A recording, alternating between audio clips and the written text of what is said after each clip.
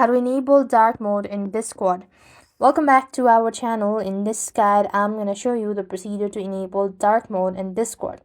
So here, what you want to do is to enable dark mode on Discord, you want to open the Discord app.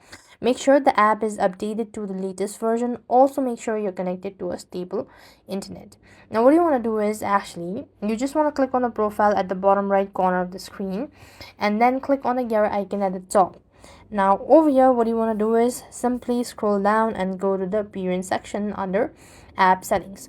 So here you have the theme, so click on that, and then accordingly you could go ahead and change the theme that you like. At the top you have multiple options available, and at the bottom you could see gray and then the dark and then the darker one.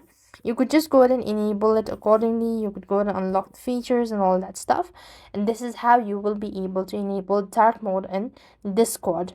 With that being said, we've completed the steps. That's it. I hope the video was helpful. Make sure to like, share and subscribe. Thank you for watching. See you in the next video.